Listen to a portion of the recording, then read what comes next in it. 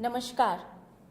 I am Sutapa Bose, a faculty member of the School of Education, Indira Gandhi National Open University. I have with me Professor Neeti Agarwal. Namaskar. She is a faculty member of the School of Management Studies and she is also the director of the Planning and Development Division of Indira Gandhi National Open University. In this session, we shall focus on certain strategies which will help you to implement some of the key recommendations that the NEP makes for teaching learning processes. Well, we know that the NEP has made several recommendations regarding faculty's role in higher education institutions for teaching learning processes, but today we are going to extract from these recommendations some key points and deliberate on the strategies for implementing these recommendations. And the strategies that we suggest would be simple ones, straightforward ones. बिल्कुल सहज सरल तरीके हम बताएंगे और ज़रूरी नहीं कि आपके पास हाई एंड टेक्नोलॉजी हो और आपके पास बहुत ऊंचे किस्म के टेक्नोलॉजी हो. आप सहज सरल उपाय से भी किस तरीके से NEP के रिकमेंडेशंस को इम्प्लीमेंट कर सकते हैं उसके बारे में हम चर्चा करेंगे. तो सबसे पहले हम लोग एक ओवरव्यू ले लेते हैं. We are going to deliberate on these key NEP recommendations and after that the strategies that would help you to implement the recommendations, and finally we shall discuss some cases from the field of teacher education and from the field of management education. Why cases? Well, you see that cases are tools that bridge theory and practice. The theoretical recommendations are abstract. NEP ने हमें जो कहा है वो हमारे लिए एक guidance है. उन गाइडेंस को कैसे एक्चुअलाइज किया जा रहा है उसको समझाने के लिए हम कुछ केसेस का इस्तेमाल करेंगे. अब शुरू करते हैं NEP के कुछ रिकमेंडेशन से. NEP underlines, it underscores the need for making teaching learning processes learner centered. पर ये learner centered होता क्या है? What is learner centric education? What makes teaching learning process learner centered? अब देखिए NEP कहते हैं कि करिकुलम डिज़ाइनिंग जो हो वो भी लर्नर सेंट्रिक हो और उसका जो ट्रांजैक्शन है वो भी लर्नर सेंट्रिक हो, यानी कि what to teach, how to teach. तो हमारा आज का जो डेलिबरेशन है, this is going to have two focal points. What to teach, in other words I may say कि हम किस तरह के कोर्सेस ऑफर करें. देखिए स्कूल लेवल पे क्या होता है, the teacher decides what to teach and the learners accept it. The teacher takes the decision keeping in view what is important for learners. पर हायर एजुकेशन में हमारा जो टारगेट ग्रुप है that comprises adults. Adults are aware of their needs, they have their aspirations. तो हमें जो course बनाना है, हमें जो करिकुलम डिज़ाइन करना है, हमें लर्नर्स की नीड्स को ध्यान में रखते हुए करना है. तो किसी को चाहिए बी कीपिंग का कोर्स, मधुमक्खी पालन, किसी को चाहिए एग्रीकल्चर का कोर्स, किसी को मैनेजमेंट, किसी को टीचर एजुकेशन. अब टीचर एजुकेशन में भी किसी को स्पेशलाइजेशन चाहिए कि how to teach children with special needs. तो लर्नर्स की नीड्स को ध्यान में रखते हुए हम अपना करिकुलम को डिज़ाइन करें, पहली बात. दूसरी बात है कि when for example after passing a teacher education course a student में complain that at my work place in school मेरे को कुछ फ़ायदा ही नहीं हो रहा है. तो हमें किस तरह से करिकुलम डिज़ाइन करें so that the learning is transferred from the educational institution to the work place. अपने कार्य क्षेत्र में भी वो जो सीख के आए हैं उसको वो किस तरीके से इस्तेमाल करें. तो इस बात का ख्याल हम कैसे रख सकते हैं? When we design curriculum, we need to keep in view the workplace needs. There are often complaints that those graduating even from professional institutions are sometimes unemployable. वो जो सीख के आते हैं और वर्क प्लेस में जो उनको करना होता है, इन दोनों के बीच में एक गैप है. तो करिकुलम डिज़ाइन करते वक्त we have to factor in the work place requirements. Number 1, be it an industry, be it some other organization. Number 2, there has to be a robust, I repeat, there has to be a robust practical component. When I say practical component, I don't mean just laboratory experiences. That's a very narrow, restricted view of practical experience. जैसे teacher education में internship होते हैं और दूसरे courses में भी जैसे apprenticeship होते हैं. फिर देखिए फील्ड विजिट्स हो सकते हैं, वर्कशॉप्स हो सकते हैं जिसमें कि डिलिबरेशंस हैं, जिसमें डिस्कशंस हैं, डिबेट्स हैं. तो इन सारी चीज़ों को अगर हम, इन सारी एलिमेंट्स को अगर हम करिकुलम डिज़ाइनिंग के वक्त ध्यान रखें और इनको इंक्लूड करें तो हमारे लर्नर्स को जो वो थ्योरी में सीख रहे हैं उसको वो अप्लाई भी कर पाएंगे. If we organise seminars, if we have organise debates, then they would be able to formulate their arguments on the basis of the theory that they have learned. So these are some of the things apart from workplace requirements. The need for practical component to be strong, ये हमें ध्यान में रखना चाहिए. I'll just share with you a few examples before I move on to learner centric curriculum transaction. देखिए एक छोटा सा एग्जाम्पल है. हम अपने मोबाइल में सिम चेंज करना चाहते हैं और maybe I want to stitch a shirt और maybe I want to fly an aeroplane, या फिर मुझे कोई इग्नू का ऐप डाउनलोड करना है जिसमें कि इग्नू के सारे प्रोग्राम्स एंड कोर्सेज के ई कंटेंट है. How to download it, how to stitch a shirt, how to fly an aeroplane. If I herd my students into a classroom and deliver a lecture, do you think after the class the learners would be in a position to carry out these activities? No. हमने अपनी ज़िंदगी में जो चीज़ें सीखी हैं और जिसको हमने रिटेन किया है एग्ज़ाम के बाद भी, एग्ज़ाम देने के बाद भी, उन चीज़ों को हमने कैसे सीखा? Either by doing or by observing or by doing and observing, thinking. तो इन सारी चीज़ों से देखिए हम लोग एक्टिव थे.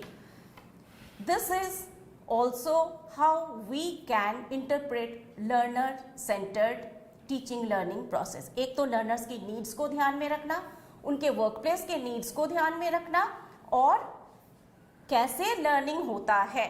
हमें पता है हमने कैसे सीखा है. Our parents didn't put us into a classroom for teaching what we have learnt at home, and we retain most of these things that we have learnt in this way. But when we are imparting education in a formal way, we create a sterile and artificial situation, a classroom. दुनिया से अलग करके, real world से अलग करके students को हम लोग क्लासरूम में डालते हैं. टीचर एक्टिव होते हैं. क्यों? क्योंकि टीचर अपने लेक्चर पे ध्यान देते हैं. लेक्चर का कंटेंट क्या होगा, कौन सी वोकैबुलरी, कौन सी फ्रेजेस, कौन सी इडियम्स वो यूज करेंगी ताकि वो उनका लेक्चर अच्छा हो. Lectures are essential even for learner centric education. I don't say that we can dispense with lectures, but lecture भी हम लोग एक इंटरैक्टिव तरीके से डिलीवर कर सकते हैं. इस बात पे हम थोड़ी देर बाद में आएंगे. अब एक और बात है कि formative assessment. NEP underlines not only the need for learner-centric education but quite related to it, intricately related to it is the concept of formative assessment. कि देखिए हम लोगों ने घर पे जो सीखा है या अपने साथियों से जो सीखा है उसके लिए हमने कोई टर्म एंड एग्जामिनेशन नहीं दिया. बहुत सारी चीज़ें हैं जो हम अपनी पीयर्स से सीखते हैं. हमारे पीयर्स हमें सिखाने के बाद टर्म एंड एग्जामिनेशन होल्ड नहीं करते. वो सिखाते जाते हैं और कहते हैं कि ऐसे नहीं, ऐसे करो, सिम ऐसे नहीं भरा जाता, सिम वैसे भरो. A master tailor would tell his apprentice कि इसका कट थोड़ा और डीप होगा, इसकी स्टिचिंग ऐसा होगा. तो हम जब कोई काम सीखते हैं तो हमारे जो टीचर होते हैं वो उसकी असेसमेंट साथ साथ करते जाते हैं। और technology integration, I will deliberate on it a little later while discussing the cases. You see that हम जब कहते हैं कि learner centric curriculum transaction हो, तो मैंने शुरुआत में कहा था at the outset I said that there are certain ways to make it learner centric, certain strategies हैं। वो कौन कौन से strategies हैं? जैसे कि मान लीजिए क्वेश्चन आंसर, ये एक बहुत बढ़िया तरीका है। बृहदारण्यक उपनिषद में गार्गी का जो डायलॉग है with her husband Yajnavalkya says, उनके साथ you see you can extract a very beautiful but strong pedagogy from it. She seeks answers, she reflects कि उसको कौन सी चीज़ की जानकारी चाहिए, and beginning with simple questions she proceeds towards deeper knowledge. एक के बाद एक के बाद एक के बाद एक सवाल पूछती जाती है। तो इन दोनों के जो डायलॉग, जो संलाप चलता है, that covers a major and pertinent part of this Upanishad. This is a very important and beautiful pedagogy that does not require high end technology gadget. आप क्लासरूम में हो या डिस्टेंस लर्निंग में भी हो, लर्नर्स को सवाल करने दीजिए। तो ये एक तरीका है which is about question answer. सुकरात क्या करते थे? सुकरात कभी सीधे जवाब अपने स्टूडेंट्स को सोल्यूशन कभी नहीं बताते थे। As Plato has recorded his dialectical, यानी कि उसमें आर्ग्यूमेंट्स होंगे, काउंटर आर्ग्यूमेंट्स होंगे, लॉजिक का यूज होगा, रीजनिंग का यूज होगा। पहली बात तो ये, और दूसरा सुकरात क्या करते थे? लर्नर्स को सिचुएशन में डालते थे, सिचुएटेड लर्निंग। जैसे कि I will cite one example कि when you borrow something from someone, what is ethics? While teaching this, he cites this example. It is our duty, it is our obligation to return it. But a person has borrowed a stick and after that he comes to know that the person who has lent it has turned insane. तो क्या वो stick वापस करेगा? नहीं करेगा। This is what Socrates asks his students.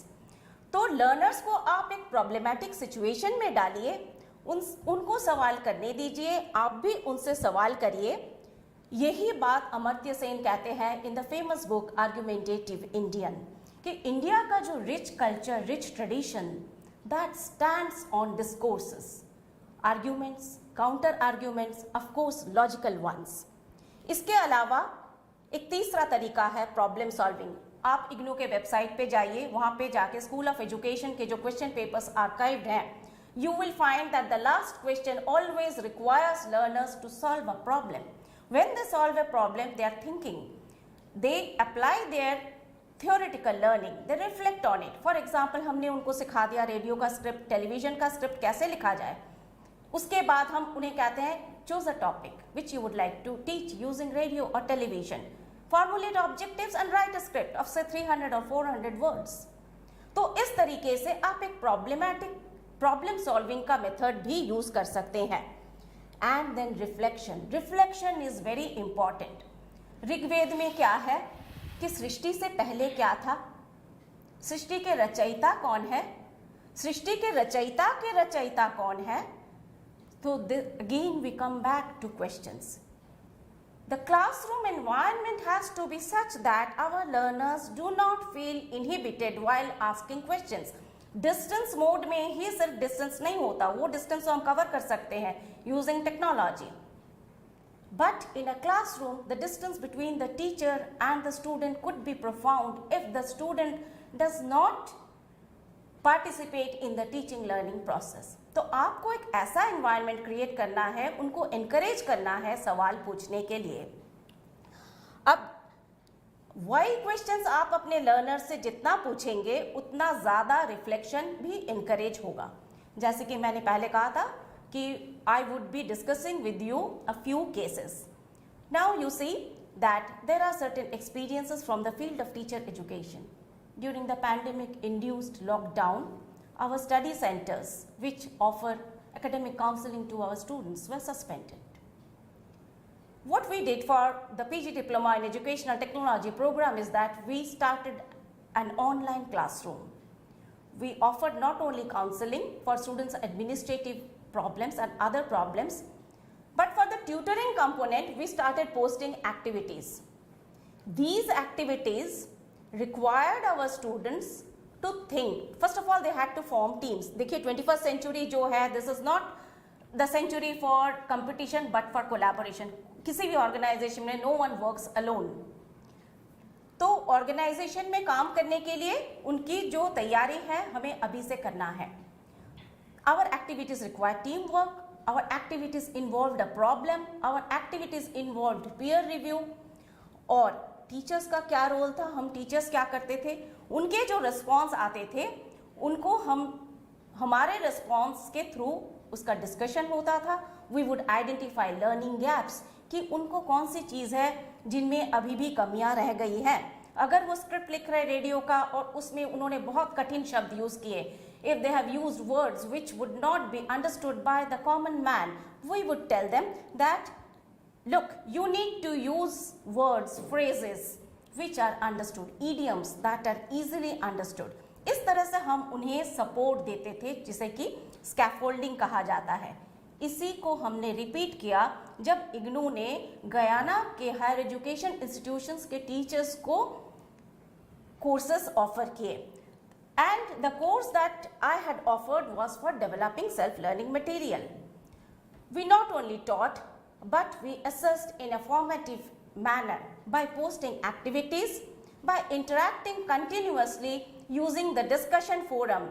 During the sometimes we would initiate the discussions, sometimes they would initiate discussions, and during discussions we could make out what they have learned and what is yet to be learned. और इस तरीके से हम उनके learning gaps को bridge करते थे. तो देखिए ये थे हमारे टीचर एजुकेशन से related cases.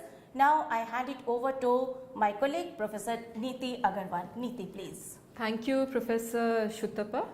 She has beautifully placed the examples from our rich culture, from Upanishads and from the learned people who have already worked on these aspects which we are basically putting in an organized form in NEP. So this is what is important here is, so she has already set the background. So what I will do here is that we are going to do some of the management education cases, actually the experiences from the management education, and I would be taking you to the three categories which we have used. The three categories which we have used, the learner centric, the formative assessment and the technology oriented, which we have used in different courses for management education. So since we now know the background, what is learner centric, what is formative assessment, and what is technology oriented learning. So now I will take you to one of the cases which is learner centric, and if you see, this is a short screen recording, and here you would see that the student is automatically you can say guided towards going to his or her course material through our IGNOU portal. And if you see the master's degree programs, and if you just see the current programs, you would find that the management courses are available. Now this is one way of, I'm just using one way of expressing learner centric, how IGNOU is applying this particular format through technology. Now suppose the new courses which the restructured management program is there, and if you see that the courses are available. Now this is my course on business communication, and if you see, all the details related to this course are available on the IGNOU portal of IGNOU. Now this is an example. Now how you can use this particular concept in your colleges or in your institutions. So this is one way of making it learner centric, that the student is automatically guided towards taking the course materials. Now you can see the course material, he or she can download the course material, he or she at his own pace and time can read the course material. It can be flexible, and it is inbuilt. Now this is the self-learning material concept which Professor Sutapa was also talking about, that how to develop a self-learning material. So after developing the self-learning material, how to get that self-learning material online, that is being presented here. Now this is the learner-centric part.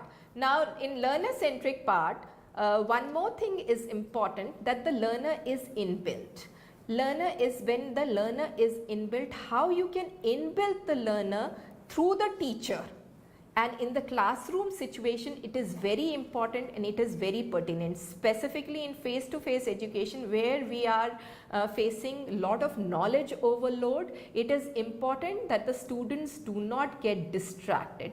How can you build an attraction, or how can you retain their attention? That is very important here. So this way, in this way you can always, you can develop an innovative methods. I just go back to the lecture of Professor Sutapa. She mentioned certain Upanishads, she mentioned certain conversations which are already there, but she tried to make it more attractive. So that means she is trying to engage with the learners through different examples. So that can be learner centric.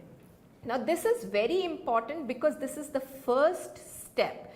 Though IGNOU has been following all these NEP recommendations which are being placed in an organized manner, it has been following since long, but now since it is formalized, so it becomes all the more important for all the educational institutions to go in for this particular kind of a thing for teaching and learning. Now this is learner centric. Now coming to the second aspect, which is the formative assessment. Now if we come to the formative assessment part, now this formative assessment, you see, now this is a course which is placed on Swayam platform, and this is a course on NGO management. Now again, I would like to stress here is that this course was, the courses of this program NGO management were developed looking at the needs of the people, which was talked about earlier also.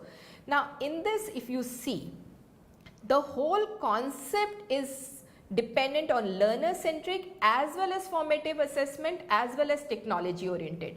Now if you see the formative assessment which Professor Sutapa was talking about, you see that you have week-wise videos and week-wise check your progress also. And at the end of all the weeks, when all the videos are over, then you have a full-fledged check your progress also.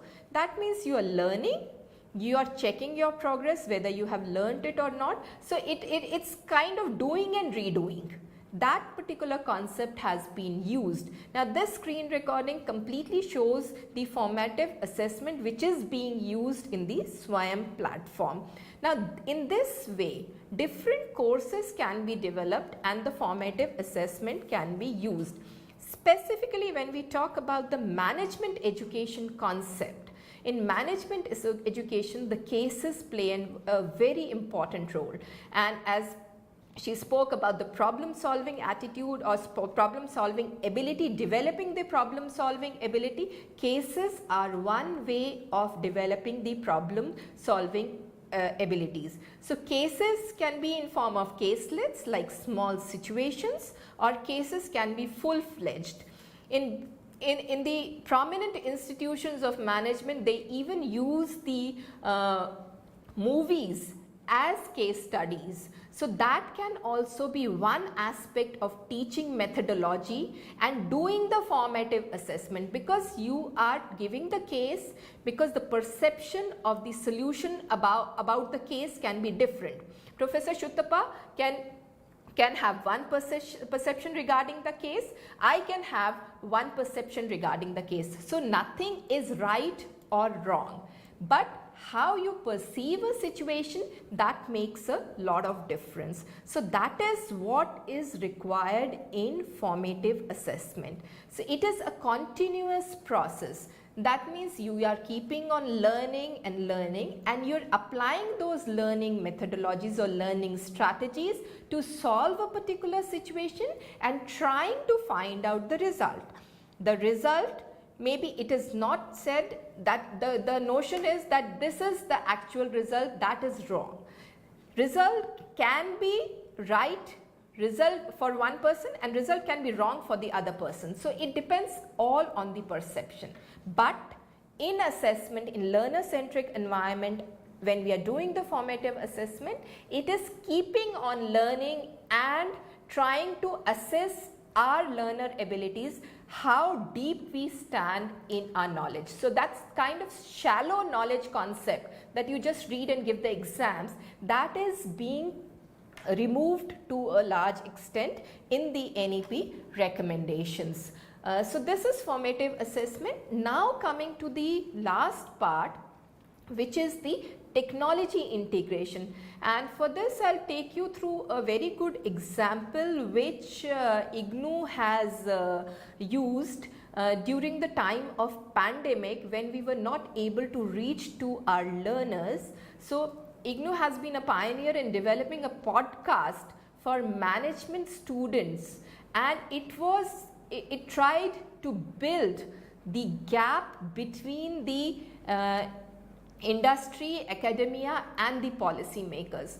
Now in this series, this can be used for any kind of education, whether it is teacher education, whether it is management education, whether it is sciences, whether it is humanities, whatever the case may be. In this, what we did is, as you can see from the screen recording, what we did is we pitched in the industry experts and the policy makers. We did the interviews with the policy makers and it was a concept related to the Digital India framework, which is prominent, and this NEP PDP program is also a part of that Digital India movement. So in that also we did quite a lot of interviews, we did the virtual sessions, we did the solo recordings of the industry experts, wherein we tried to maneuver this innovative platform for teaching and learning. And here the students who were sitting at the remotest corners could even use this podcast technology, could hear the audios on their mobiles also. So that was the beauty of this program, and this is available on the IGNOU website also. We have the podcast series, and we are using it as a kind of an add-on material with our existing self-learning material. So now this was the technology integration part. Now when we just look into it and we try to wind up the concept of, you can say, the learner-centric environment, the formative assessment and the technology integration, you can see through these examples that we have been trying to develop this to increase the knowledge base of our students who are sitting at the remotest corner. But in the institutions where the face-to-face teaching is available, then you have an added advantage of interacting with the students face-to-face and trying to apply these concepts our hands-on training also. Now one more thing I would like to mention here is that we can use the simulation techniques also, because it is not necessary that every time we have looking at the competitive environment and looking at the changing situations, looking at the continuous changing situations across the globe, specifically in different fields of education and sciences, etc. It is important for us to use a concept called simulation technology. And in simulation, if we can use the technology, we can use the simulative techniques for different cases which we try to develop in management education, and I'm sure that even in teaching education also we have certain techniques which are available.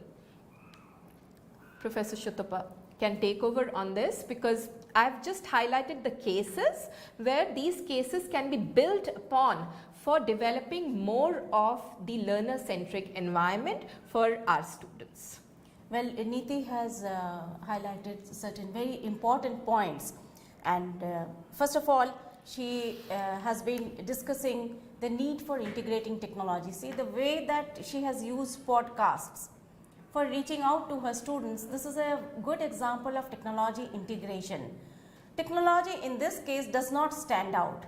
Technology is not technology has not been used in isolation of content and pedagogy, but she has used podcast because it would help her to present the content in a simple but effective way. So this is a good example, I feel, of technology integration. And she was also referring to learner centered, that how she has made it, the course that she is offering learner centered. First of all, she has made navigation very easy. So for a learner who is new to online education, or maybe she is new to this course, she would not find it very difficult to navigate. She has created the links in such a way that would facilitate navigation. कोई भी element हो इस course का, एक element से दूसरे element को जाने के लिए इन्होंने बहुत सोच समझ के लिंक्स बनाए हैं, और इसके अलावा फॉर्मेटिव असेसमेंट कि हम लगातार असेस करते रहे, इसके लिए इन्होंने क्या किया, इन्होंने वीकली असेसमेंट का प्रावधान किया है. The assessment has not been after completing the course कि 6 महीने का हो या 1 साल का कोर्स हो उसके बाद हम एग्ज़ाम लेंगे, ऐसा नहीं किया उन्होंने.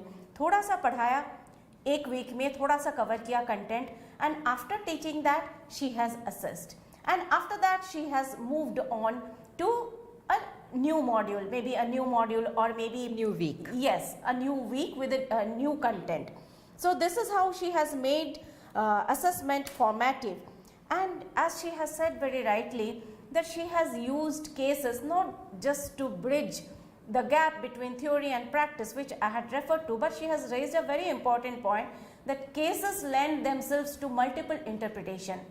कि कोई भी एक केस हो, जैसे कि मान लीजिए कि ट्रैफिक मैनेजमेंट या crowd management during a festival कैसे किया जा सकता है, तो कोई अपने एक्सपीरियंस का केस डालेंगे, तो हो सकता है कि किसी ने दूसरे इवेंट को कवर किया तो उसमें अपने एक्सपीरियंस का केस डालेंगे, और जो लर्नर है वो पढ़ते वक्त अपने पर्सपेक्टिव्स को भी साथ में लाएंगे, and maybe there would be multiple interpretation of the same case with some generic similarities but specificities might differ. तो इससे क्या होता है कि और जब ये टीम वर्क हो जाता है and there are multiple interpretation, तो हमें बहुत सारे व्यूज़ मिलते हैं, और टीम में काम करते वक्त केस का अगर इस्तेमाल करें तो लर्नर्स क्या कर सकते हैं कि there would be multiple interpretation but negotiations within the team for reaching consensus. तो मल्टीपल इंटरप्रिटेशन होते हुए भी वो एक कंसेंसस पे आने के लिए आपस में नेगोशिएट करते हैं.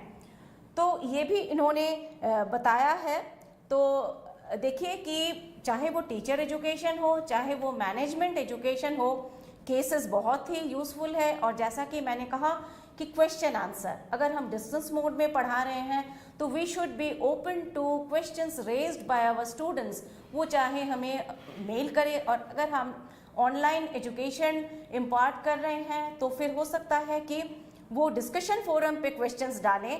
पर क्लासरूम एनवायरनमेंट, चाहे वो ऑनलाइन का हो या वो फेस टू फेस हो, whether it is in person teaching or online teaching, the classroom environment should be such that, and the onus is on the teacher to create an environment which encourages students to ask questions, और जिससे कि reflection को भी हम encourage करें.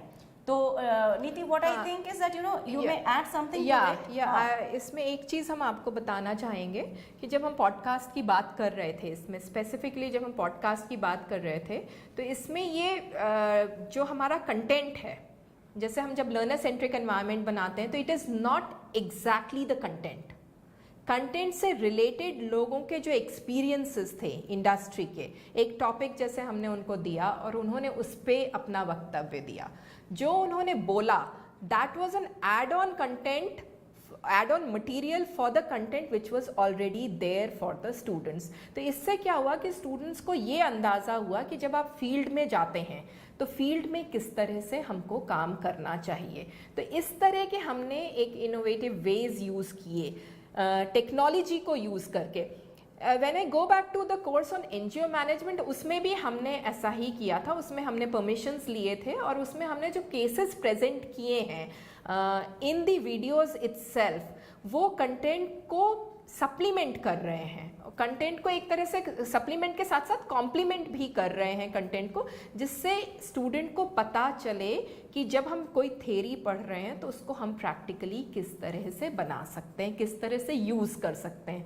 सो practical situation, क्योंकि जो भी हम पढ़ते हैं, जैसा आपने पहले भी कहा कि जो भी हम पढ़ते हैं उसको हम अपने व्यवहारिक जीवन में कैसे उपयोग में लाएंगे, वो बहुत इम्पॉर्टेंट है। और यही एनईपी का एक सूत्र कह सकते हैं हम, कि जिसमें हम एजुकेशन को इस तरह से हम बनाएं कि वो एजुकेशन हमारे काम आए, ना कि वो सिर्फ हमारे डिग्रीज के लिए यूज़ हो। So that is important here. So ये जो हम लोग ने हमने आपको जो एक्सपीरियंसेस अपने बताए हैं डिफरेंट एजुकेशन सिस्टम में, टीचर एजुकेशन और मैनेजमेंट एजुकेशन में, ये एक्चुअली हम लोग ने यूज़ किए हैं and they have been very fruitful and they have been beneficial also, and we really appreciate the efforts made by the teams also। पर इस तरह के और innovative ideas आ सकते हैं जो हम आगे develop कर सकते हैं। तो हम लोग अब क्वेश्चंस भी इनवाइट करते हैं। If there are questions we could take questions, and till we get questions we could summarise what we have already said, that the NEP underlines the need for active learning, कि learners active हो, कि teachers are definitely मतलब हमारे active रहेंगे। ये नहीं कि teacher का पैसिव रोल रहता है, क्योंकि teacher would be carrying out formative assessment, she has to monitor learning, she has to detect the learning gaps. और इस तरीके से टीचर तो एक्टिव हैं ही, पर स्टूडेंट्स किसी भी हालत में पैसिव ना हो, तो उसके लिए टेक्नोलॉजी का यूज़ करें या ना करें, पर question answers are important, reflection is important. तो हम ऐसे सवाल पूछें, वाई से शुरू करते हुए सवाल, हाउ से शुरू करते हुए सवाल, the questions that begin with why and how could encourage reflection. और इसके अलावा डिबेट्स, डिस्कशंस, सेमिनार्स, इनको हम रेगुलरली ऑर्गेनाइज करें। और हमें, जैसे पाउलो फ्रायरे ने कहा था, great educationist, that this should not be a culture of silence, कि क्लासरूम में चुप्पी। हम लोग कई बार टीचर्स कहते हैं कि डोंट टॉक, पर एनईपी कहते हैं कि लेट देयर बी इंटरेक्शन, कि बातें हो।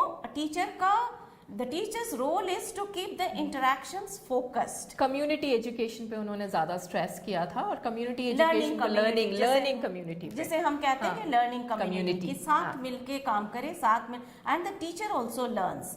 It's not only the student who learns, but the teacher and the student, they are learning together. And it is a collaborative effort. जैसा आपने पहले कहा था कि हम अभी एक संयुक्त माहौल में हमको काम करना पड़ेगा, जो इंडिविजुअलिज्म था उसको हमको ख़त्म करना पड़ेगा। बिल्कुल, वो collaborative environment, we have to develop that collaborative environment. It is a collaboration between the teacher, between the students, between the institutions. So it can be in any form, the collaboration can be in any form. So this is very important. So we are waiting for certain questions. If we can have some questions, so we would be helpful. It would be helpful for us also to get the feedback and to improve upon us also, because again this is also a collaborative effort, कि हमको हमारे सुनने वालों से questions भी मिले और वो interact करें हमसे। तो जब तक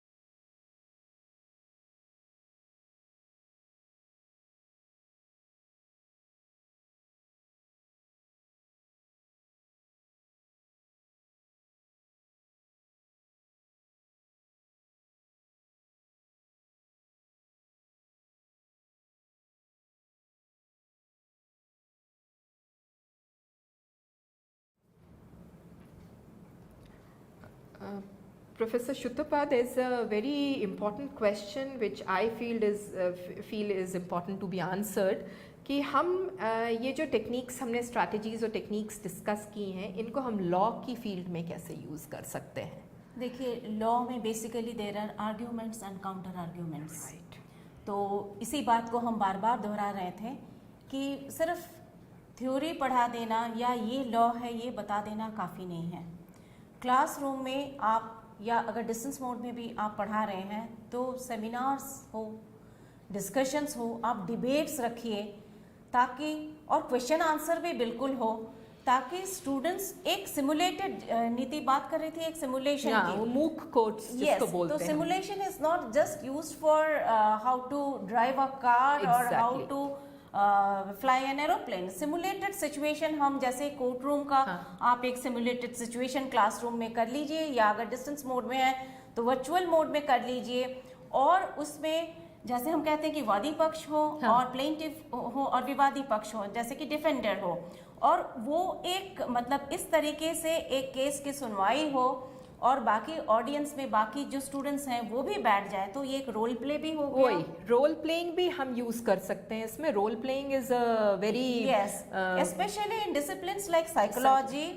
फिर जैसे कि मान लीजिए काउंसलिंग, अगर हमें कैसे काउंसलिंग किया जाता है, या फिर जैसे लॉ, तो इसमें भी हम रोल प्लेइंग का इस्तेमाल कर सकते हैं। दो स्टूडेंट्स वकील का रोल प्ले कर सकते हैं, देयर कैन बी अ जज।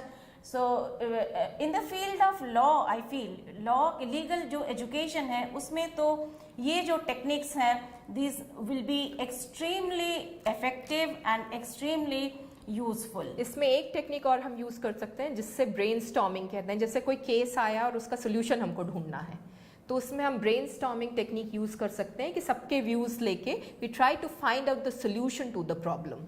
सो इस तरह की वैसे बहुत सारी टेक्निक्स हैं, पर ये आपके ऊपर डिपेंड करता है कि आप किस तरह की टेक्निक यूज करना चाहते हैं and how it will be applicable to the particular course, the content के हिसाब से। या तो आप देखिए, एक तरीका ट्रेडिशनली होता है कि आप लॉ की किताबें पढ़ाएं और इसके बाद there is a term end examination, students will take the test.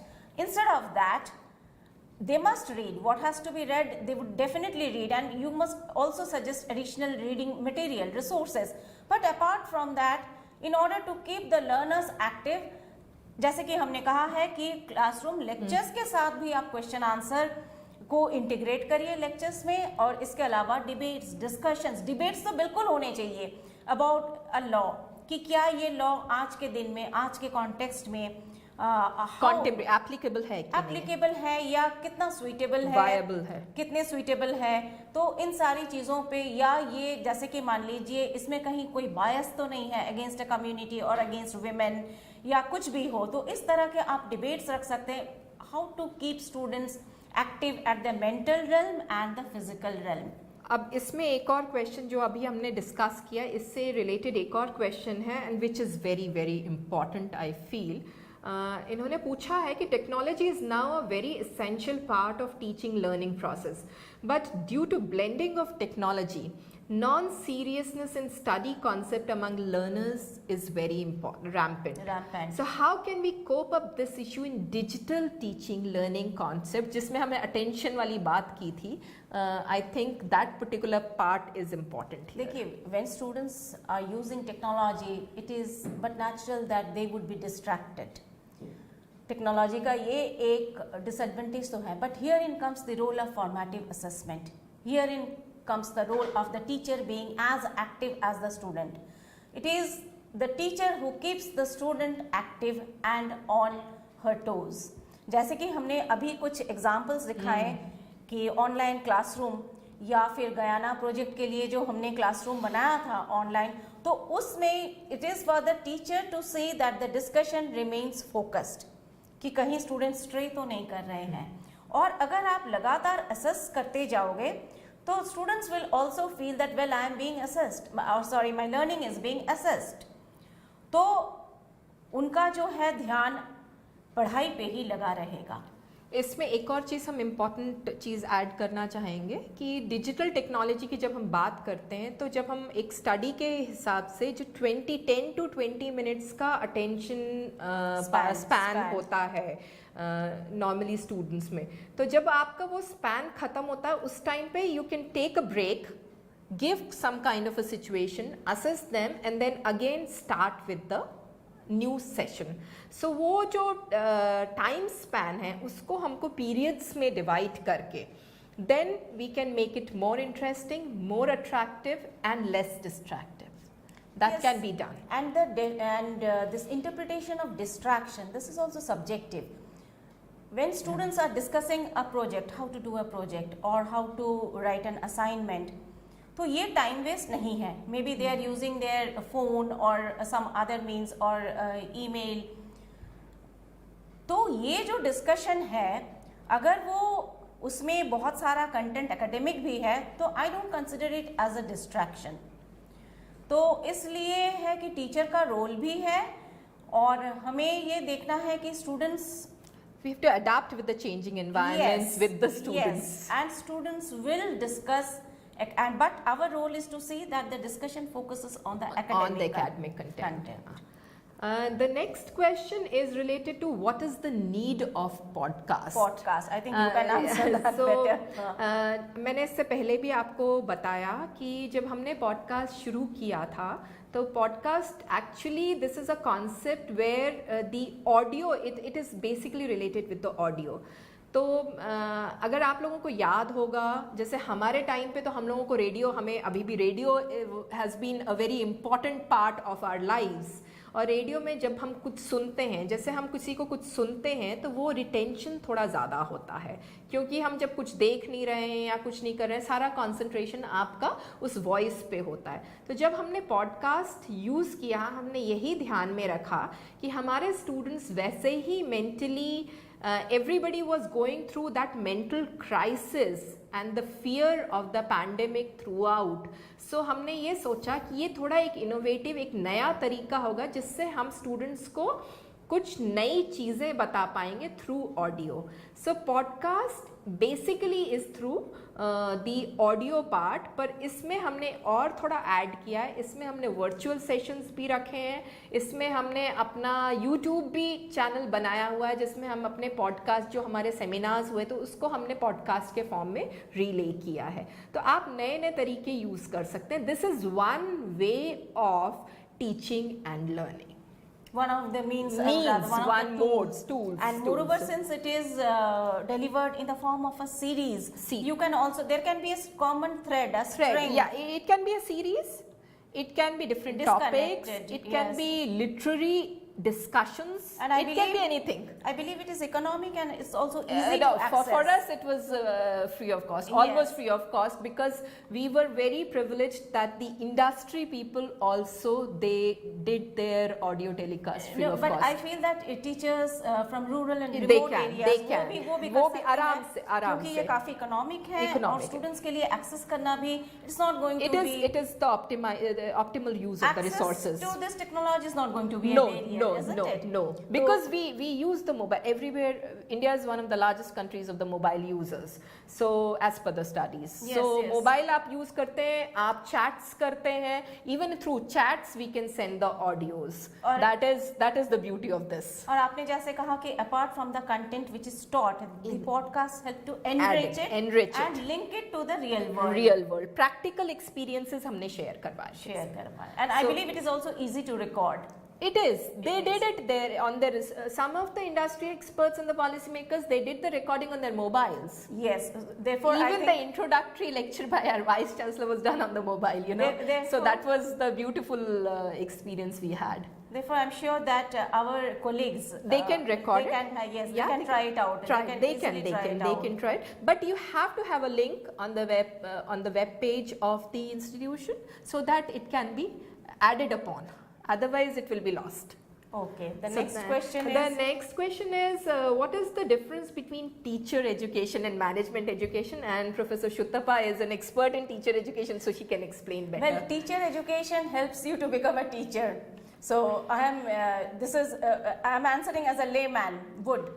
तो मान लीजिए नर्सरी स्कूल से लेके, नर्सरी टीचर्स से लेके आप जब यूनिवर्सिटी में भी पढ़ाते हैं तो भी कुछ रिफ्रेशर कोर्सेज तो होते ही हैं। स्कूल के लिए तो बहुत ही ज़रूरी है टीचर एजुकेशन। तो टीचर एजुकेशन प्रोग्राम्स को सक्सेसफुली कंप्लीट करने के बाद ही कोई नर्सरी स्कूल या फिर स्कूल लेवल में टीचर बन सकते हैं। और उसके बाद भी इन सर्विस टीचर एजुकेशन भी प्रोग्राम्स भी होते हैं जो कि हायर एजुकेशन इंस्टीट्यूशंस के लिए होते हैं। और मैनेजमेंट एजुकेशन के बारे में नीति बताएगी। मैनेजमेंट एजुकेशन को पर से एजुकेशन से तो अलग नहीं कर सकते हम। बेसिकली जब हम एज एन इंडिविजुअल, अब देखिए आप अपने पेरेंट्स को देखिए या अपनी मदर को देखिए, specifically I would talk that the mothers in the house they are the best management experts in the world. वो किस तरह से मैनेजमेंट को अपनी लाइफ में यूज़ करती हैं, आपको बनाने में यूज़ करती हैं, that is management education. So it's everywhere. So teacher, even mother, even parents are the best teachers in the world, you know. So teacher education and management and education is a part and parcel of our lives. हम इसको curriculum के form में address करते हैं, हम इसको curriculum के form में सीखना चाहते हैं। That is for the enrichment and for enhancement of the knowledge, but it is a continuous process. Both teacher and management education, it is a continuous education system, you know. जी हाँ, और जैसे कि teacher education के programmes करके one becomes a teacher. Management में जैसे human resource management, financial management, business management, तो मैनेजमेंट के जो एजुकेशन के जो प्रोग्राम्स हैं उसके बाद आप इन चीज़ों को अच्छी तरह से मैनेज कर पाएंगे। इसमें एक क्वेश्चन बार बार पूछ रहे हैं लोग कि हम ये स्ट्रैटेजीज जो यूज़ कर रहे हैं, जिसका हमने जवाब भी दिया था, but I would like to stress on that part again कि how can we make these techniques effective for rural and remote areas where facilities are small. I had said at the very outset कि हम लोग कुछ सहज सरल उपाय बताएंगे, simple straightforward strategies for which you do not need state of the art technology, high end technology। Technology का अगर आपके पास उतना एक्सेस नहीं भी है, देखिए क्लासरूम में सवाल जवाब करने के लिए, क्वेश्चन आंसर के लिए, एक डिबेट ऑर्गेनाइज करने के लिए, एक सेमिनार ऑर्गेनाइज करने के लिए, क्यों से अगर क्वेश्चन शुरुआत करनी है उसके लिए आपको टेक्नोलॉजी की कोई ज़रूरत नहीं है। और अगर आप टेक्नोलॉजी का एक्सेस आपके पास है तो भी देखिए technology is just a tool, but your pedagogy, how to teach, आप कैसे पढ़ाएंगे, उसमें इन सारी चीज़ों को डालना, जैसे कि क्वेश्चन आंसर, डिबेट्स, डिस्कशंस, वो तो एक ही रहते हैं चाहे आपके पास टेक्नोलॉजी हो या ना हो। क्लासरूम में आप डिबेट करवाइए, आप डिस्कशन कराइए, let students argue, let there be counter arguments, and you should be the manager, you should be the facilitator of the teaching learning process in the classroom। या इसमें एक चीज़ हम ऐड करना चाहेंगे, आजकल बड़े बड़े इंस्टीट्यूट्स भी जैसे मैनेजमेंट एजुकेशन में दे हैव ट्रैवल ग्रुप्स और वो रिमोट एरियाज़ में जाके सीखने की कोशिश करते हैं। तो जो आप फैसिलिटीज़ की बात कर रहे हैं, तो यहाँ पे हम जब एजुकेशन की बात करते हैं तो एजुकेशन में we should not concentrate on facilities more.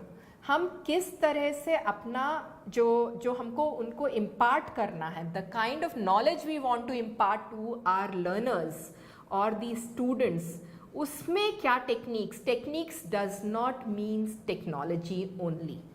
Technology, as Professor Sutapa said, technology is one mode, one way of, like we are interacting with you, this is one way of interacting with you all.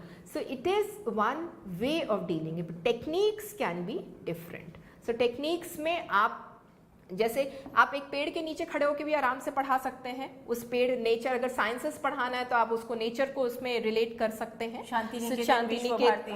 There are universities where they use these kind of techniques. So techniques का मतलब सिर्फ technology नहीं है, ये मैं highlight यहाँ पे करना चाहती हूँ। और इसके बाद एक और क्वेश्चन उन्होंने पूछा जो ज़्यादा ही उस पर पॉडकास्ट पे ही आ गया था कि podcast, how can we use podcast for enhancing the teaching experience. Maybe you would like to answer on that? You see, as I have said that in any teaching learning process, we learn together. We as teachers, and while teaching we learn. Teaching is a very important means of learning. So when I develop content for a podcast series, naturally I would be selecting the content judiciously. तो हम एक judiciously content select करते हैं, उसका content analysis करते हैं, structure करते हैं, उसको ऑर्गेनाइज करते हैं और उसको सिंपल तरीके से पेश करते हैं so that it is comprehensible to our learners. तो while we go through these processes, we gain rich learning experiences.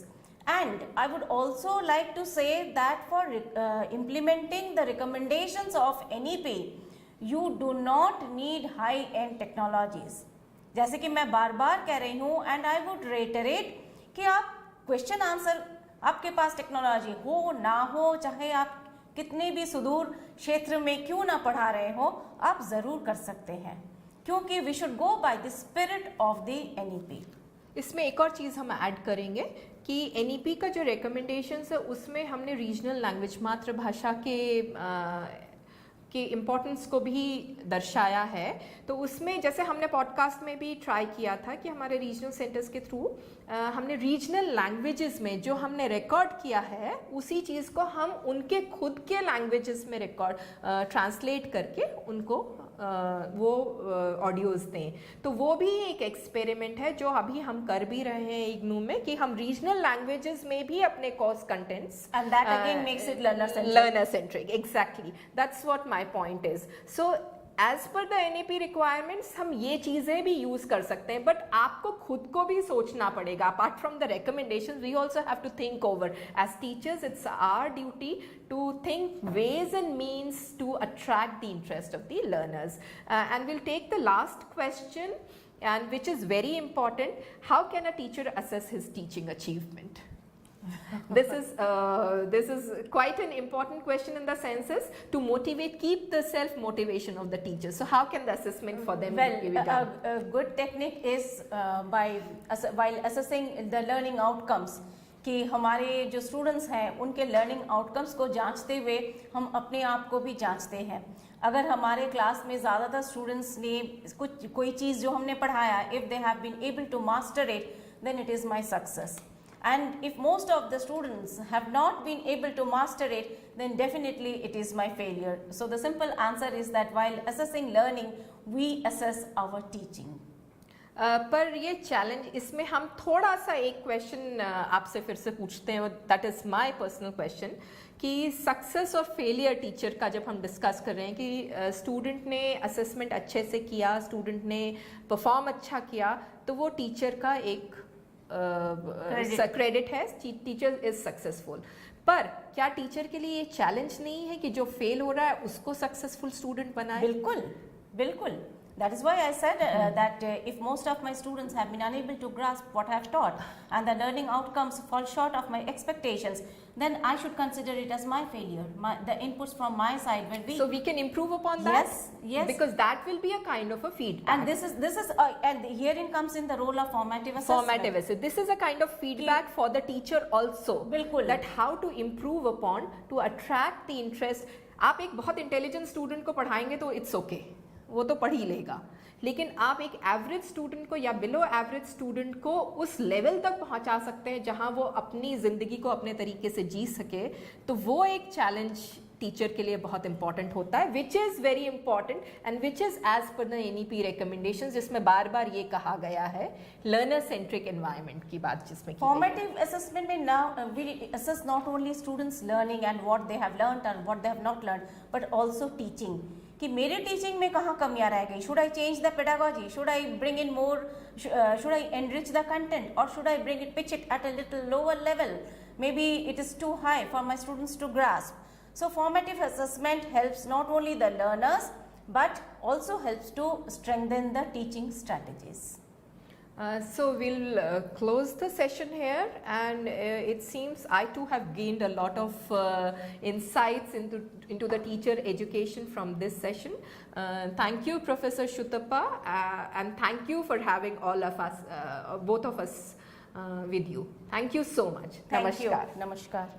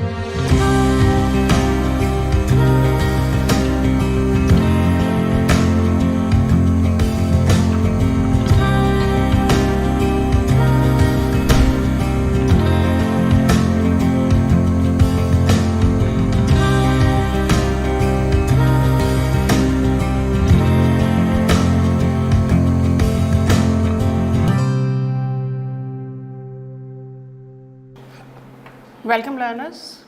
I am Dr. Pankaj Mittal. I am working as Secretary General Association of Indian Universities. In fact, only the second Women Secretary General of AIU in 97 years of its history. So today I will be speaking to you about access, equity and inclusion. As you all know that the National Education Policy, which has come after 34 years and is a very, very innovative, democratic and student-centric policy, it talks a lot about the access to higher education.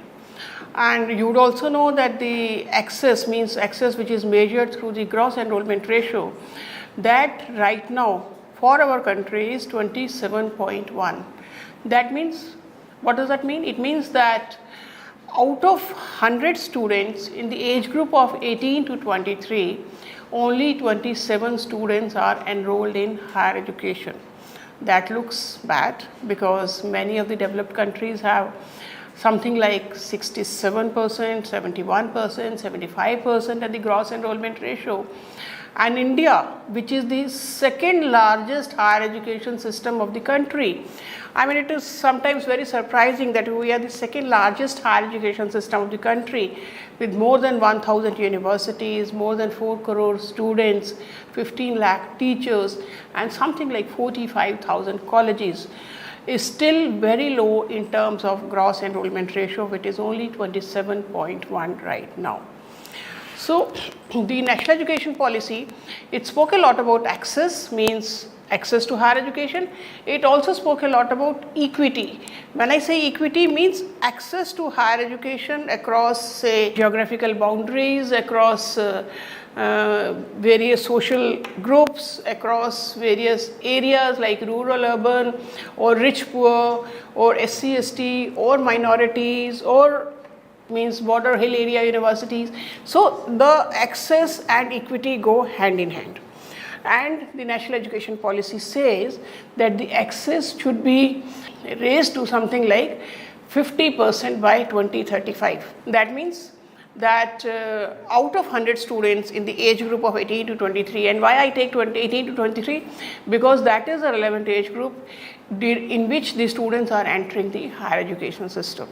So the National Education Policy says that in the relevant age group of 18 to 23, by 2035, 50% of the students should be in the institutions of higher education. Now, how do we achieve it?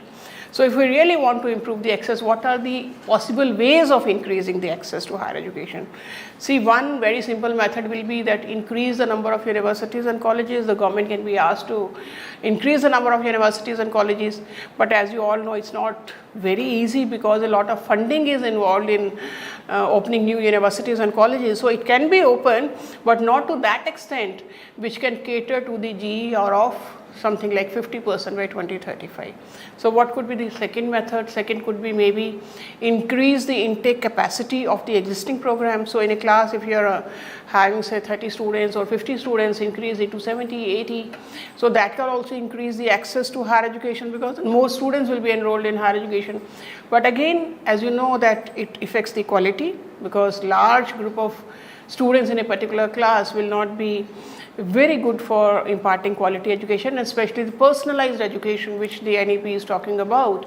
And also there will be issues with regard to the infrastructure because every classroom will not be equipped to handle these many students.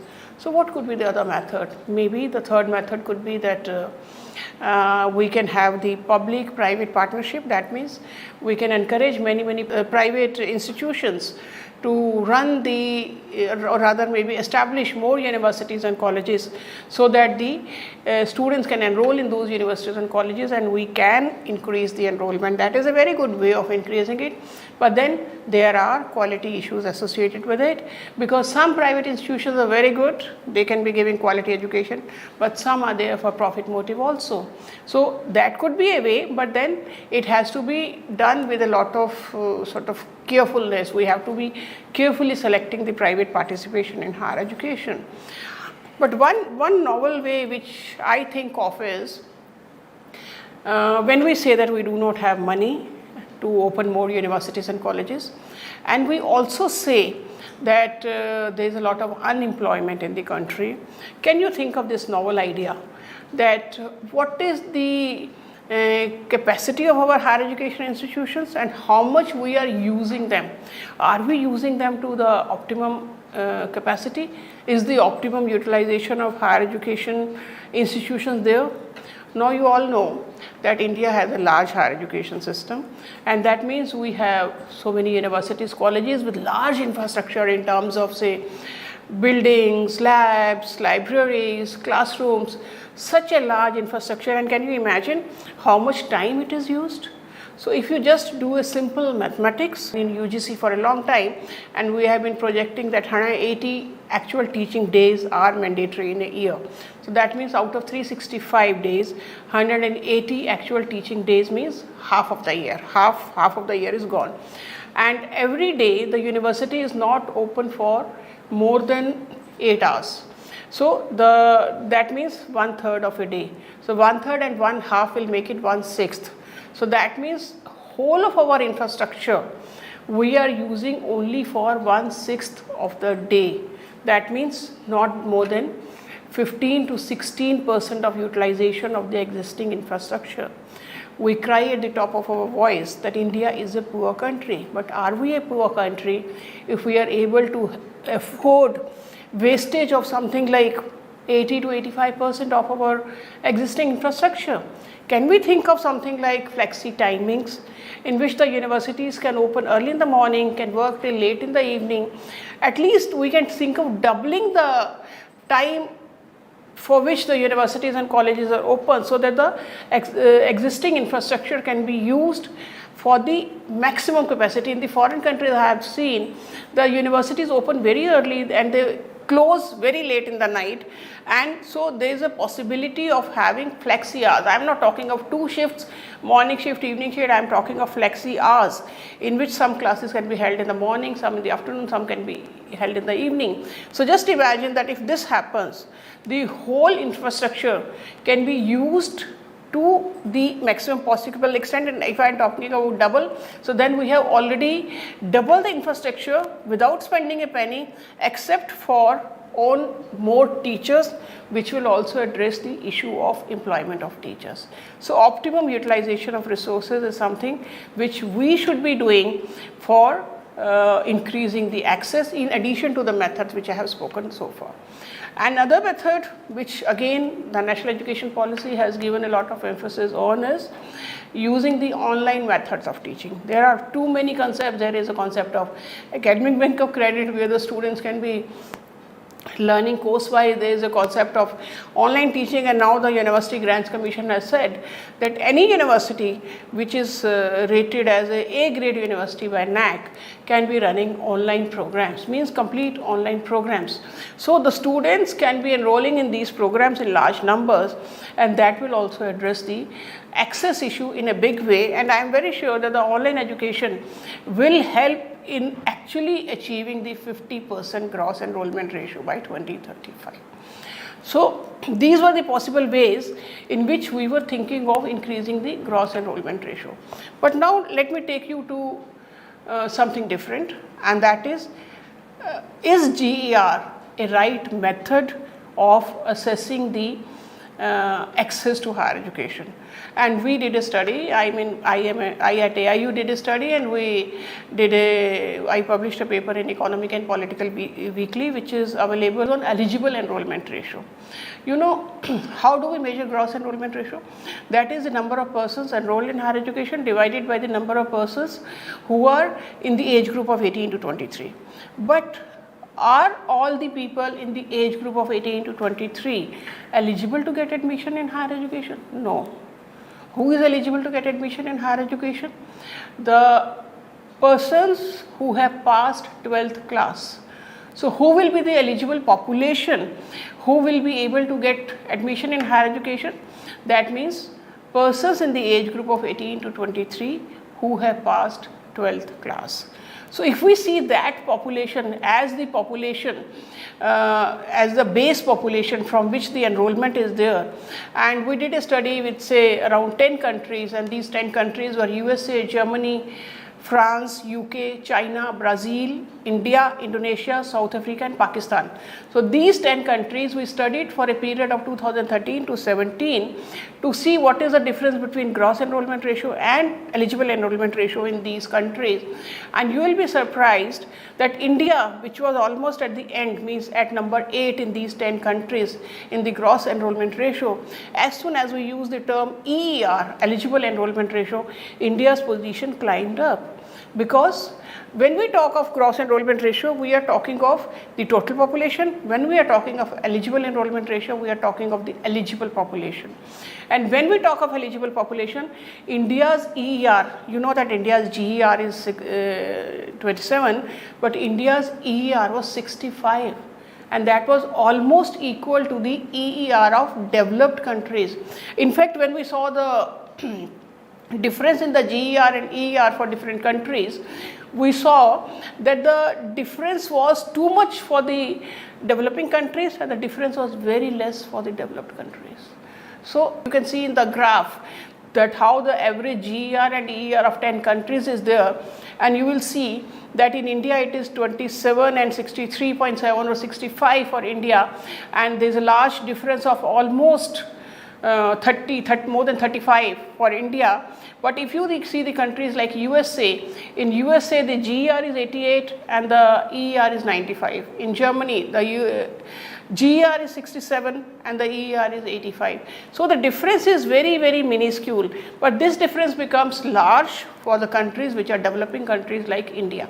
So what does that mean? It means that the gross enrollment ratio, which is a ratio of the enrollment of the total population, and which we are thinking as a problem of the higher education system, is actually a problem at the lower education, means at the school education.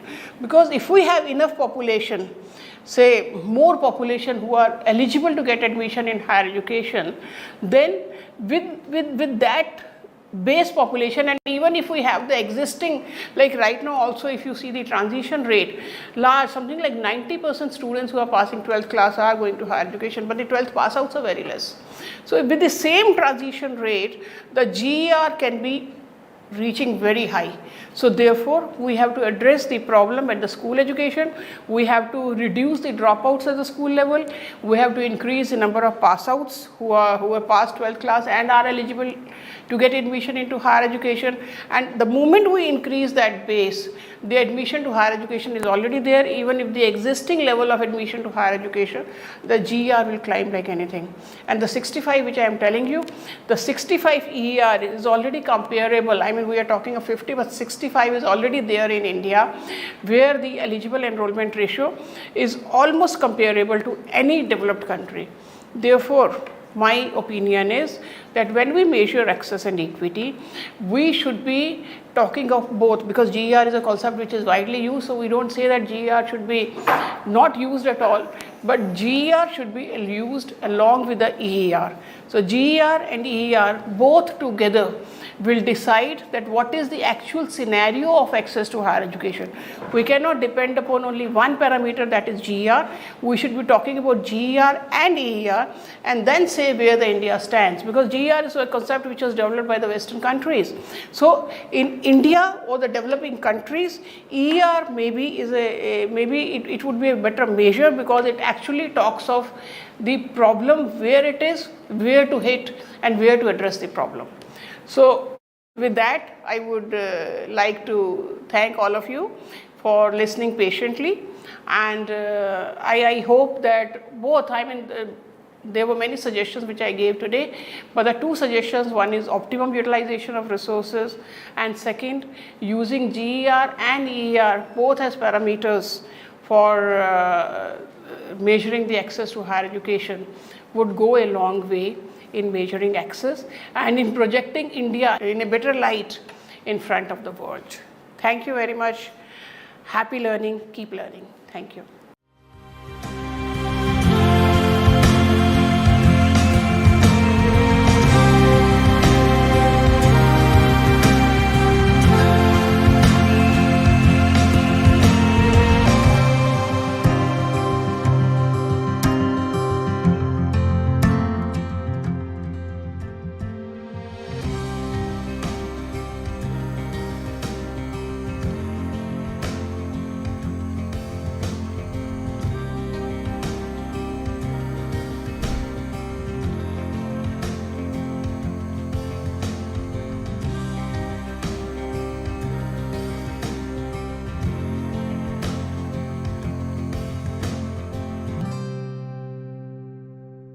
Welcome learners.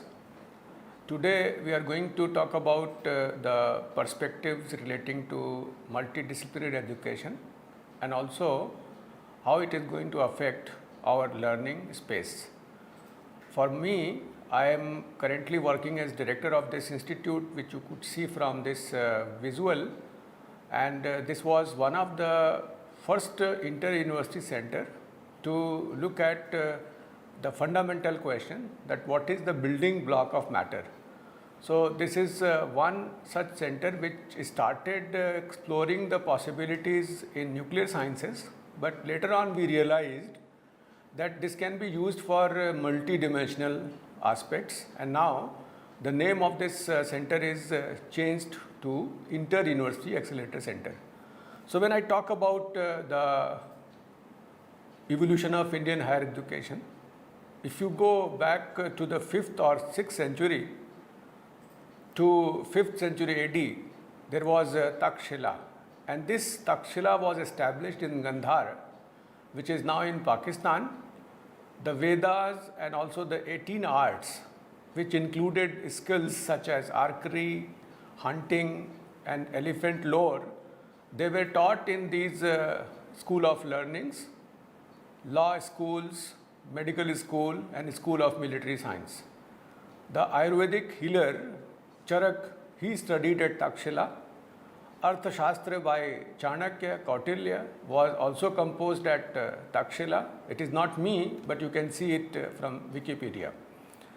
The University of Nalanda, which was during the 5th century to 12th century in India, it has the greatest achievement of ancient period in the field of education. It was one of the world's first residential universities, and about 10,000 students, 2,000 teachers, they were on the campus, and the faculty student ratio is unimaginable. It was 1:5. The library was a 9-storied building, and meticulous copies of texts were produced and preserved in this library. Students in those days, they studied science, astronomy, medicine and logic as diligently as they applied themselves to metaphysics, philosophy, Sankhya, Yoga Shastra, the Vedas and the scriptures of Buddhism. Likewise, they also studied the foreign policy philosophy, transcending the ethnic and national boundaries, and because of that, that seat of learning attracted pupils and scholars from Korea, Japan, China, Tibet, Indonesia, Persia, Turkey and other parts of the globe. Nalanda represents the concept of university of the ancient period, and somehow we missed. Very recently, when we started setting up the modern universities, after a large gap of 600 years, when this Nalanda University was destroyed, or you can say after the University of Bologna in Italy in 1088, after 769 years, we started setting up the seat of learnings, the modern universities, Bombay, Calcutta, Madras, and they were all founded in 1857. And then the fourth modern university, University of Allahabad, it was set up in 1887. And I am proud alumnus of this university, which was known as Oxford of the East. These universities, they began as a purely examining bodies, and the territorial jurisdiction extended to large number of territory. And later on, Indian Universities Commission was appointed in 1902, and the Indian Universities Act was passed in 1904. For example, University of Allahabad, it was under central governance, then it became state university, and again it has been reincorporated at central university. When we talk about a good university, so good university means teaching takes place, we teach in a good university, but a great university transforms the entire society, the psyche of a student. Because of that, the good university only produces graduates, whereas the great university produces leaders of all walks of life. So the quality, culture and adaptability should be an attempt to answer to the question of competitiveness in higher education. for which we have started working again, and this new education policy 2020 talks about many such things, and I will be talking only about multidisciplinary education, how we can have multiple entry and exit to the different programs. Before that, why this multidisciplinarity is important, I will let you know that this is called a dawn of knowledge era, in which the science and technology has developed in such a manner that we can see the unparalleled economic growth, because of which there is a globalization, there is a competition, innovation, and also simultaneously you can see uncontrolled exploitation of Earth's resources. This 21st century is the century of knowledge, and the process of transition is not stopped, it's still going on. So whatever we did in 20th century, it was because we had a unprecedented gain in advancing human development, industrial growth, and eradication of poverty in certain regions of the world, and we can attribute all these developments, all these progresses because of technological breakthrough. But I will let you know why this role of science and technology need to be recalibrated at this juncture when we are ushering to the new era.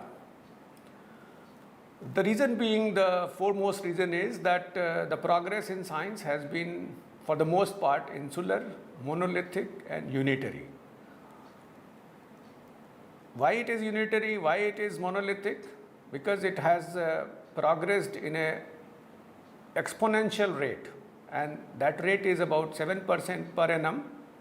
Every 10 to 15 years it doubles, and every half a century you can see a factor of 10 by which it develops. In last 300 years, you can see that it has developed a million times more. And if I compare with the evolution of society, that domain is 10,000 years. So you can always notice there is a phase lag. Science and technology has developed, has evolved at a very faster pace, whereas the societal evolution has remained almost stagnant, but this phase lag has resulted into many anomalies.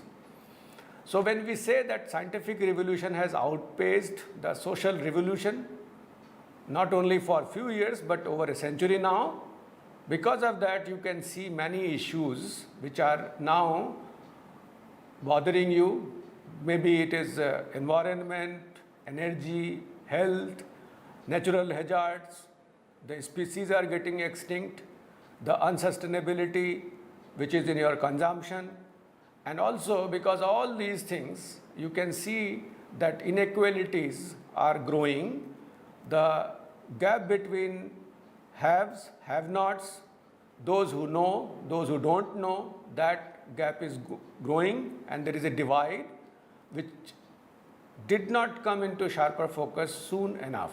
And because of that, the paradox of our time is that despite the fact that we have spectacularly advanced in science and technology, the economic progress is unprecedented, we have improved in the quality of life, the inequalities which have grown up because of which the knowledge divide is there, and because of that you can see many of the part of the world is troubled. On the other side, without minding the scarce resources, we have started consuming at a faster rate, because of which the resources are depleting and the planet, the Earth planet, is at stress. And in very recently, this IPCC that was that recognized the climate change because of anthropogenic activities, and for which Nobel Prize was shared by IPCC and Al Gore, just to highlight that this unsustainability of our activities, which are because of our activities, human activities, the climate change is inevitable and it is going to bring many catastrophic changes in the society.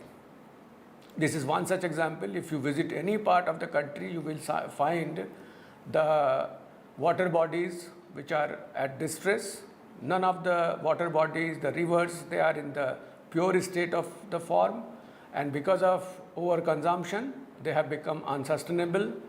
Many of the cities across the world, even Delhi, that becomes gas chamber.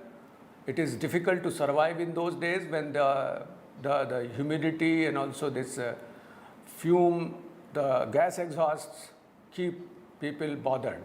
The air quality becomes poorer, and sometimes it also helps many such problems which are due to this. So what we call, these are the effluents of the effluent. What we can do without using the single use of plastics, we are using without knowing how this is going to affect the environmental pollution, how the environment is going to get degraded.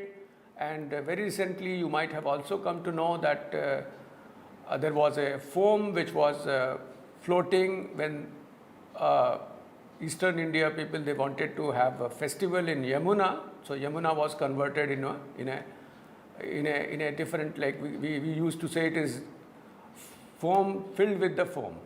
And many of the rivers, for example, Varanasi is known because there are two rivers, Varuna and Assi. Assi river is almost converted as a nala. So that is another issue which is bothering you, and we have to be mindful. The other important thing is the health and human being, they are affected because of epidemics, because of several terminal diseases, and because of the quality of life. The aging population is on the higher side, but we are not able to sustain their activities, and this is one such area in which we need to worry, and that is many of the species, they are getting extinct. So why this is happening, we need to look at this part, and because of that we have to have the phase lag which is there between societal lag and also societal evolution, and also the technological development need to be minimized to make people understand that we have to work for the sustainability of this earth. Another important dimension which has been added is because of the shrinking time domains. Way back in 1830 when Faraday discovered about the Faraday's law, it took more than 50 years to get it implemented in terms of some kind of technology, electricity. The DNA model which was proposed by Watson Crick, 20 years took for genetic engineering to take forward. Very recently when carbon nanotube by IGNOU came in 1991, within 10 years it got implemented in logic circuits. So what you can notice that in the last 30 years, and if you compare the last 15 years, 5,000 years, the last 30 years are the years which have generated more new information as compared to the previous 5,000 years. So that is another area in which the time domain has shrunk, and you could see the number of different revolutions which took place when mechanical production started, the first industrial revolution, then second industrial revolution, then the third industrial revolution, and now we are at the brink of the fourth industrial revolution, which is based on cyber physical systems. So at the end of 18th century, this industrial revolution 1.0 came. Beginning of the century, this 2.0, 70s, 3.0, today it is 4.0, and the complexity level is increasing. The other important thing is that when we started working with the basic telephone, it took 75 years to reach to 100 million customers, but the games which are coming, the online activities which are going, in 1 month we can reach to 100 million customers. So that is another shrinking the domain, and for this, the changes which are there due to the fourth industrial revolution, we need to have different kind of employability skills. So these skills are necessary to survive in 21st century, because the trouble which is there, the troubled world because of this knowledge gap, because of the galloping consumption. So the violence and terror, changing skill sets, the employability requirements, lifelong learning necessity, changing the learner profile, be it family structure from joint family to nuclear families to large number of demographic dividend which is due to which gives you the adolescent concerns, and also the growth of knowledge which I have just exemplified, the changed work environment, people have become tech savvy. We have to look at different ways by which we can access information, and also assessment can be done, and that necessitates the changes in our curriculum or pedagogy. We are also requiring different kind of thinking skills. It was not only rote learning which was predominantly utilized by the learners. We have to experiment, we have to compare, we have to invent, we have to go for critiquing, we have to go for interrogating, we have to go for judging. So these are some of the higher order thinking skills which need to be worked out, and you could see the earlier pedagogy heavily relied on the lower level of competencies, that was remembering, understanding, applying. So they were the lowest level of competencies. But in coming days, when we talk about the new higher thinking skills, we need to know about how we can analyze, how we can evaluate, how we can create. Creativity should be there, and because of that we need to change in the assessment forms. And for that, the focus in the new age science is not only addressing human needs and concerns, but also there are many opportunities which are described in form of UN Millennium Development Goals, for example, hunger, health, education, environment, that are linked with the global change research programs, that is climate change, energy issues. So the education system should be geared up to take the challenges so that this Millennium Development Goals can be attained. If you talk about human rights is composed of 5 such rights: civil rights, political rights, economic rights, social rights, cultural rights. The upper half, civil rights and political rights, are guaranteed to some extent, but the 3 other rights, which are the lower side which in this viewgram, economic rights, social rights and cultural rights, they are neglected half of the human rights. And to work with the human rights fully, we need to recognize these rights, and for that we have to deal with the sphere of human beings working, they are producing, they are servicing, how we are going to improve their standard of living, the quality of life, not for one person but all the persons, and also how we can deal with the cultural rights in terms of cultural sphere of life, including ethnic culture, subcultures, arts and science. So these neglected half of human rights, they are again depicted in unfinished MDGs, the Millennium Development Goals, which can be classified as social, economic and environmental. You can have this no poverty, these are the 17 millennium goals, zero hunger, good health and well-being, quality education, gender equality, clean water and sanitation. If it is economic SDGs, then affordable and clean energy, recent work and economic growth, industry, innovation and infrastructure, reduced inequalities, sustainable cities and communities, and sustainable consumption and production. Environment SDGs are also important, very much important. They are climate action, life below water, life on land, whereas 16th and 17th goals are the means of implementation of these SDGs. Now the question arises, what can science do? In the 21st century, we have to have a more inclusive view of science. It should not be insular, it should not be monolithic, it should not be unitary.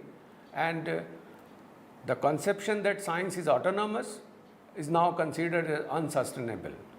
So if we do not remove the phase lag between societal evolution and also the technology development, we are going to be faced with the several sustainability issues. So the new role of science talks about innovation by talking to other streams of knowledges with the science, keeping view the sustainable development part, for which we have to innovate, and for innovation we require higher thinking skills, which was missing in our sets of skill when we were simply focusing on remembering, understanding and applying some of the things. Now the science needs to shed its splendid isolation, and for that the societal engagement is required with the science. The policy linkage should be there, for which again innovation is required. So we need to have a synergy between scientific and societal progress, and that helps both science as well as society. Why? In science we get values, different methods to deal with, and different products which are sustainable. On the other side, unless otherwise society accepts the developments of the science and technology, it is equitably distributed, and also it also keeps in mind that unless otherwise it is sustainable, we are not going to use those products, or we have to minimize the uses. Then both science and society cohabit with each other, and because of that the science becomes responsible, transparent, and understand the full implications of new discoveries in the context of moral and ethical values and sustainability of our planet, whereas society sheds its cynicism and skepticism about science and recognizes its centrality for human good. So that means the compartmentalization of our education system, in which those who used to study only science, or even in the sciences the branches were divided into biological science, life sciences, or mathematical science, or physical sciences, they were not talking to each other. And the problem, or the real problem, the solution of these real problem lie at the interface of many disciplines. It is not limited to only one discipline, for which we need to train a particular segment of the society or the student by simply giving some knowledge about the know-how, or giving the technical know-how to understand the technique and apply the technique for just for the sake of applying the technique. Instead, we should have good appreciation that where several such techniques will be required, by which we can actually solve the real problem and find out the problem which are needed for the sustainable development of our country. Another important thing is that if you look at the pass percentage and also the learning outcome, if you are good at understanding, the chances of failure will be minimum. If you don't understand, definitely the student is going to fail the examination. On the other side, this quadrant also gives you a kind of feeling that if you know better, if you have a good understanding, you will pass the examination. So on top, both the things are same. Like if you understand better, the chances of failure will be minimum, and chances of passing will also be reasonably good.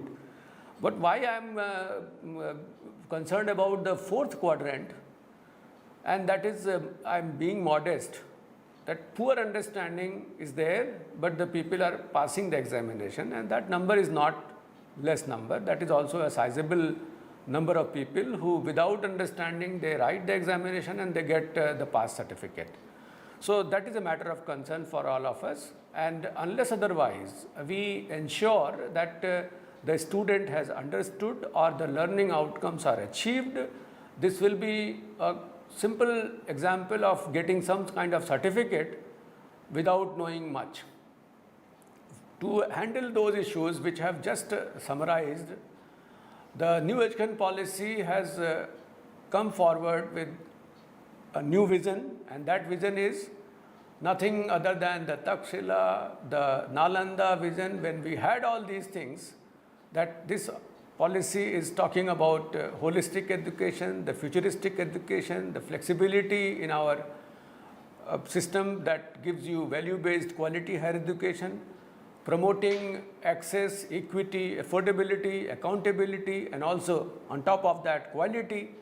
Everything is required for developing good, thoughtful, well-rounded and creative individuals by enabling them to develop their character, ethical and constitutional values, intellectual curiosity, scientific temper, creativity and spirit of service.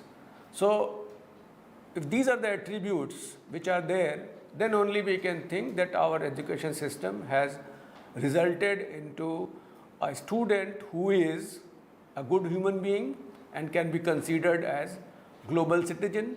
So the concept of Vasudhaiva Kutumbakam is only possible if we have well-rounded individuals who are trained for their values, for their all-round development, with having all kind of intellectual curiosity, and that is what is needed out of this system.